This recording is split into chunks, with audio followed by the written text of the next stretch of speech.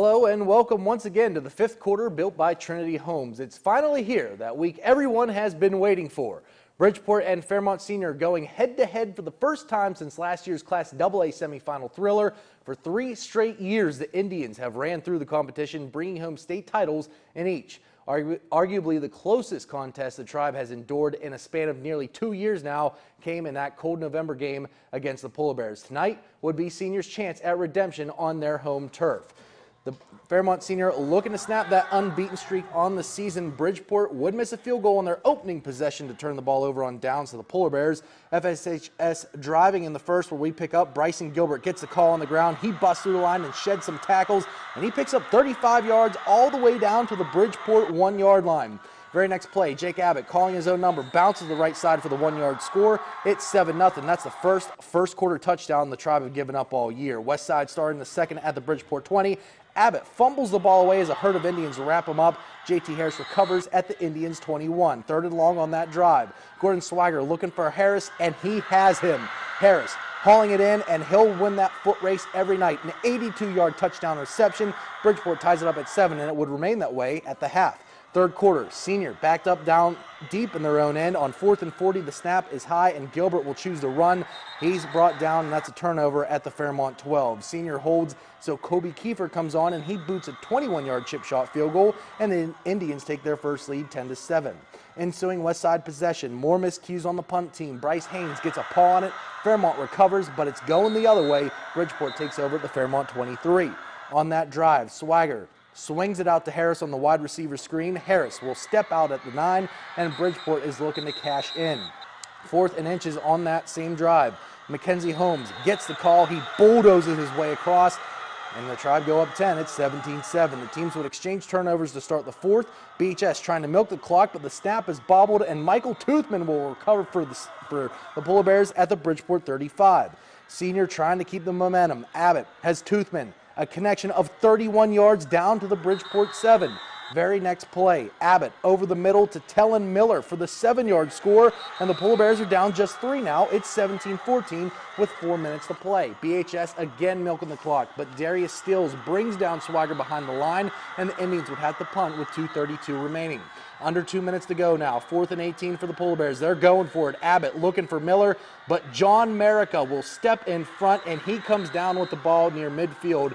That'll help seal it. Bridgeport ends the regular season at a perfect 10-0, and they are guaranteed the top ranking to finish the regular season in Class AA. Fairmont Senior falls to 6-2 on the year.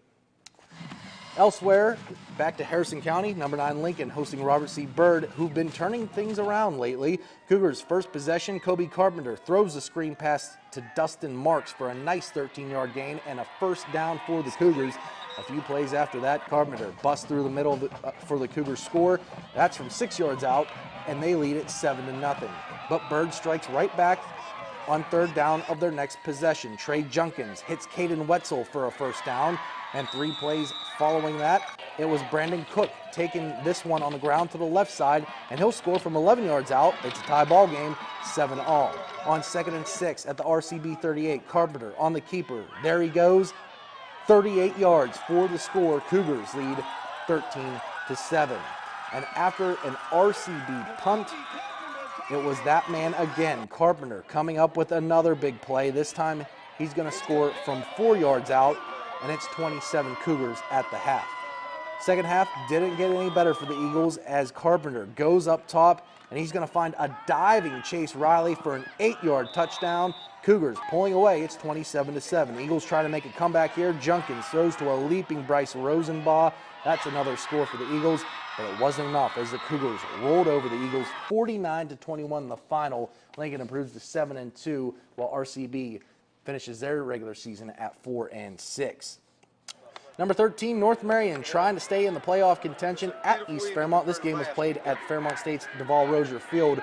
North Marion on their first possession. It's 3rd and 6. Kyle Elliott rolls out and he fires to Zach McIntyre. He breaks one tackle, and he gets this one to the 40-yard line for the first down. 11 plays later and 7 minutes off the clock, Tanner King dives his way in for the touchdown. It's 7-0 Huskies. East, first possession here. It's 3rd and 7. Dominic Postlethwaite drops back, fires the long ball, and he has Ross Ridgway down to the Huskies' 41-yard line. 10 plays later, after the drive stalls, they go for a 29-yard field goal, and it's good. It's 7-3. The Huskies still leading. Jump to 1:06 left in the half. North Marion driving from their own 47. Elliott fires to the far sideline. He has Brett Mays in stride, and he goes in for the long score. The extra point is no good, so it's 20-3. Huskies in front. Now 57.4 seconds left in the half. East trying to get something going. Post-weight play action. Tries to fire a long ball, but it gets hit, and Mays intercepts it, and he takes it back all the way to the 1-yard line. And on the very next play, with just mere seconds left in the half, the handoff goes to big Andrew Lewis, plowing his way across. It's 27-3 Huskies. Middle of the third now. Huskies driving. The handoff goes to TJ Starsick, and he goes off tackle and in for the score. 34-3 at that point, and the Huskies roll big. The final, this one 40-3. North Marion improves to 6-3, while Eastside drops to 3-6. Buchanan Upshur needing to win out for a chance at the playoffs in Class AAA. BU taking on Preston on the road tonight. The Bucks strike first with this 37-yard field goal from Alexander Seach. It's 3-0 BU. Preston going for it now on fourth down. It's a quarterback keeper from Dakota Holt. He goes up the left side, and he just gets enough to keep the drive alive. Then Jaron Summers would make it pay off for the home team as he goes up the middle for the score. He takes a boatload of Bucks with him as well. It's 7-3 Knights. On the ensuing kickoff, it's a bit of trickery here. Ryan Farrell goes with a chip shot instead of the full boot, and after a short scrum for the ball, the refs declare it's Preston's ball. They have possession. However, that drive would stall. The visitors would regain the lead, however. A quick pass up the middle to Cordell Marple, who shows some quick and jets. He gets past Preston for a 50-yard score, and it's 10-7 Buchanan Upshur. The Knights would answer the call with a 6-yard score here up the middle from Summer again. It's 14-10, Preston back in front. Another big play would materialize, though, for BU. This time it's Nathan Tolliver on the quarterback keeper. He gets past the D-line and sprints for pay dirt for a 66-yard score. It's 17-14 BU at the half, and Buchanan Upshur keeps their playoff dreams alive. They win the final 38-14. BU improves to 500 at 4-4, while Preston falls to 1-8. Plenty more to come. Shelby Cassesi will have the Mohawk Bowl for Morgantown soon up, but first, CJ Harvey will step in with stops at Elkins and Philippi. That's next on the fifth quarter, built by Trinity Homes.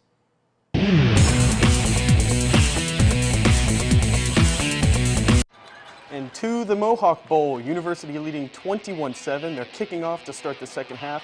Morgantown's Shaquille Johnson fields it, takes off, and he's gone. 90 yards for the score. And we'll tell you later how that play turned the momentum of that game. Morgantown's Shaquille Johnson with the Trinity Homes Play of the Week. Welcome back. As the weather has turned colder, the Elkins Tigers are starting to play their best football of the year. A win over Lewis County last week boosted EHS to the 500 mark. Tonight, the Tigers seeking their 5th one of the year, hosting Lincoln County. And we go out to Elkins, where the Fighting Tigers were hosting Lincoln County tonight. And after getting an onside kick to start the game, Elkins makes the most of it. The handoff goes to Corey Giuseppe, who takes it in. Fighting Tigers go up 7-0. But Elkins wouldn't stop there. They tack on 3 more from a George Triplett field goal from 44 out. Elkins goes up 10-0. And they would keep the offense rolling. Jarrett Zopp rolls out and fires it down the field. It's underthrown, but Jacob Cooper stops and makes a nice grab. A few plays later at the goal line, handoff goes to Zopp, who finds the outside and gets into the end zone. Elkins up 17-0. Lincoln County threatening as Jake Ashley fires one towards the end zone, but he's picked off. It's a nice grab by Zopp, again making another big play, and Elkins goes on to win this one by a final of 31-13. And winless Philip Barbour hosting Braxton County tonight. And we're going to take you straight to the fourth quarter because it was a good one. Colts down 12-6, marching down the field, but some nice hands halt the Colts drive after Tayton Stout intercepts the tip ball before getting knocked out of bounds. But the game turned sloppy as time ticked down. Quarterback Heath Cottrell fires one over the center. Instead, Tyler Mayo ends up with the ball, and then the Colts retake possession, only down 1 score. Damian Gonzalez finds Casey Tichnell on the outside, who's got nothing but space, and moves down the field for the big gain, and inevitably sets up Joseph Collier for the 1-yard touchdown. And with an extra point, the Colts have a chance to take the lead, But man, the kick comes up just short, and we're tied 12-12 with under 4 minutes left in the game, and Braxton would not sit down. Stout again breaks a tackle, steps to the outside, down the sideline, setting up the Eagles for a late score, and the quarterback keeper ends up being the Eagles' go-ahead touchdown. Braxton County wins this one 20-12. Philip Barbour drops to 0-9 on the season. Coming up next, Shelby Cassesi will have highlights from the annual Mohawk Bowl in Morgantown. Fifth quarter presented by Trinity Homes continues after this.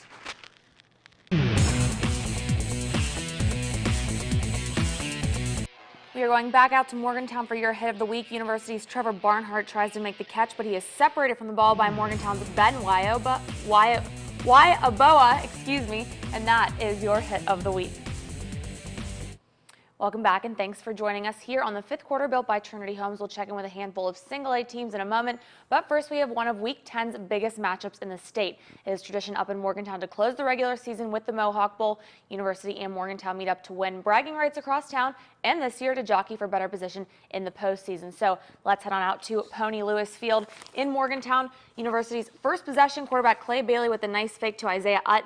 Bailey keeps it for a gain of 19 to the Mohegan 31. And that would set up a Trevor Barnhart touchdown. He is in from 1 yard out. The Hawks with the early 7-0 lead after the PAT. MHS would come right back on its first possession. Jordan Page finds the end zone from 4 yards away. We are all tied up at 7 aside, but the Hawks come right back. Bailey with the 1 yard sneak. 3 possessions, 3 scores. It's 14-7 UHS, and it's a good one so far. Moving on to the second quarter, the Hawks kept a 80-yard, 90-minute drive with his 18-yard touchdown pass from Bailey to Owen Ziders.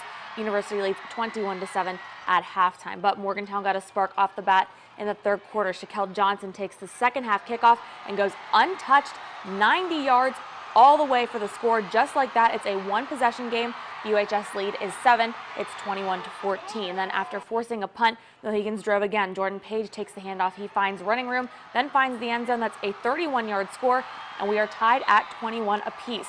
Then on the ensuing kickoff, MHS forces a turnover. Ben Gribble on the return for the Hawks. He is stripped. Morgantown recovers at the University 34-yard line, a big turning point in this one. 2 plays later, it's Joseph Turner. He takes it 19 yards for the touchdown. Mohegans on a roll. They take a 28-21 lead. Fourth quarter now. Check out Maverick Wolfley. He bowls his way 11 yards, inches away from the goal line. Then 2 plays later, it's Page again off the right side and into the end zone, and MHS leads 34-21 now. Later on in the fourth, it's Page again, part of a huge night for the senior. He goes 40 yards all the way to the University 5-yard line, where he is eventually brought down, and it just takes 2 more plays for the Mohegans to find the end zone. Page fights his way into the goal line. He finishes with 205 yards and 4 touchdowns. Morgantown comes down from 14 at the break. They win the Mohawk Bowl by a 41-28 score. Gilmer County Titans playing host to the Crusaders of Parkersburg Catholic. First quarter action. Gilmer County driving as quarterback Trey Shaw passes to Gunnar Haley, who picks up 15 yards and a first down before being dragged down. Then a couple of plays later, Shaw from 4 yards out takes it in himself, punching through the crowd and getting the first score on the board of the game. Gilmer leads 6-0 after a missed 2-point conversion. Parkersburg Catholic trying to answer back. Quarterback James Boyce takes off, gets a run to end. He picks up the first down on a gain of 12 yards, but that drive would stall out. Second quarter now, Schuff flips the halfback screen to Hunter Self, who cuts outside, picks up a blocker, but was tripped up at the 20-yard line. Then later on in the game, Schuff takes the quarterback sneak and scores from 1 yard out, making the score 12-0. Gilmer Titans lead. Then right before halftime, Parkersburg Catholic's Boyce is picked off by Schuff, doing it on offense and on defense. He takes it down to the 40-yard line of Catholic territory. At the half, Gilmer leads 12-0, and they go on to win it 33-6, 1 game away from a perfect season. We take you out to Paden City tonight as the Wildcats host the Hawks of South Harrison. South Harrison leading early, but Hayden Heiser gets the ball, breaks and spins through tackles and fights his way to the end zone. Wildcats lead 8-6 partway through the first quarter. Hawks looking to answer, though, as Freddie Canary gets the pitch and gets outside. Then he works his way into the end zone, and the Hawks get the lead 13-8. Hawks looking to build their lead now as Camden Barnett gets the handoff. He finds an open path to the end zone, and the Hawks extend their lead to 21-8. Then again, it's Canary. He gets the pitch and works his way to the outside, cuts back to the middle, and he will, of course, not be caught. Touchdown, Hawks. They lead by 20 points now. It is 28-8, and they are running away with this one. Hawks still rolling now as Burnett gets the handoff here. He fights his way through the defense and then to the end zone. Hawks now leading 35-8, and this one is turning into a blowout. Then Nathaniel Wright gets the snap. He looks deep and he finds Canary in the end zone for yet another Hawks touchdown. Hawks now lead 42-8 in this one, and the Wildcats are trying to look to cut the lead into the lead before half as Heiser gets the handoff. He finds his way into the end zone. Hawks still lead 42-16. That's the score at the half, and the Hawks go on to win in a blowout, 69-22, the final score. Tyler Consolidated still in the playoff race, hosting Valley Wetzel. We are scoreless in the first quarter with the Knights on offense when Griffin Phillips hits a diving Trenton Smith for a 26-yard gain. And that play sets up this 6-yard touchdown by Mark Rucker, who catches the pass, dives for the end zone. A good 2-point conversion makes it 8-0 Knights. Then on the ensuing kickoff, Tyler goes for the onside kick, and Tyler Anderson recovers for the Knights. But on the very next play, Phillips' pass falls into the hands of Levi Streets. He returns it back to the 21-yard line. However, the drive would stall for the Lumberjacks, and that would keep it 8-0. Then the Lumberjacks get the ball back on offense. Tyler Coer looks to pass, but he is picked off by Anderson. That drive stalls as well for the Knights. Still 8-0. Tyler Consolidated driving once again when Jace Reed runs up the middle and dives into the end zone for a 13-yard touchdown run. A bad 2-point conversion makes it 13-0, and Tyler Consolidated keeps Valley Wetzel out of the end zone, advancing to 6-3, winning 43-0. Ritchie County hosting the Bearcats of Grafton. Grafton already up 21-0 at the half. Ritchie County starting the second half, kicking off. They try for the onside kick, but Sam Murray recovers for the Bearcats. Good field position to start the drive. Then Tristan Cochran plows through the defense for a 20-yard gain. Bearcats have it at the Ritchie 15-yard line, and that turns into points as quarterback Garrett Wellman keeps it for himself and runs to the outside for a 4-yard touchdown, and the Bearcats go up 28-0 after the PAT. Ritchie going for it now on 4th down. However, the Rebels are stopped shy of the first down marker, and that is a turnover on downs. It's Bearcats ball. Bearcats driving now as Matthew McDaniel gets to the far sideline, and he is taken down at the 7-yard line. The drive would stall, but Tyler Griffith boots a 28-yard field goal. Grafton is ahead 31-0 at that point, and the Bearcats win over Ritchie County by a final of 31-12. Ritchie completes their second consecutive 0-10 season. We'll wrap things up with our boot of the week after the break. We go back to East West Stadium for the boot of the week. Not a long one, but Kobe Kiefer's 21-yarder would prove to be the difference in this game. Bridgeport goes on to beat Senior 17-14 to stay unbeaten on the season. Thanks for joining us here on Fifth Quarter. Fifth Quarter Extra air following the conclusion of Game 3 of the World Series and Fox 10 at 10. Have a good night.